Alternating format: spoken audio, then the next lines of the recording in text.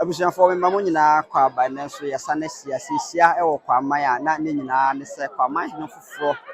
ya obedi ade enanne ye ba ne nsa ya se be ma kwamboaten idi a ye de frɛ no ne senti e se ono e de be ma brutumo nya ne ba bi ko ye enua ananne oba bishaye nimu konwadina ode eba bishaye nti bebo ne din be ma kwa me boaten na se ye ka kwaman a na ye ka aduana nso a na ye ka busuako maako bi a obuka omuhumbo omu fi asie free baabi nanti beduru baabi a omutena ase ye ka kwaman a na ye ka esuminya na ye ka kumawu na ye ka kwaman na ye ka agogo sa nkro nan yi de omu nyina ye aduanafo se unum se kumawu kwaman ene agogo won anomuka bomu a omukọ atara ekon no enyina edisa ebusua miensan de omyom bibia edibom won eye anuanom be mfie kakra eni na mbema kwaman hene bema brutumo ya ba bi ko esu atia sante hene eka se bema unua wei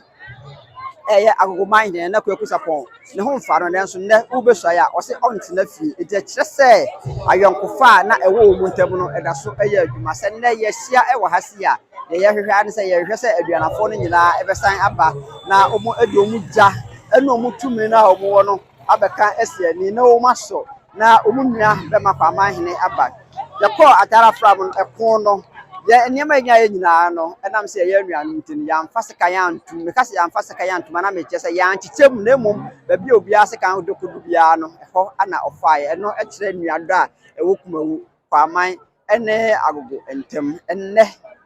ye hia wa hase kumawu agogo ene asuminya piesie a eye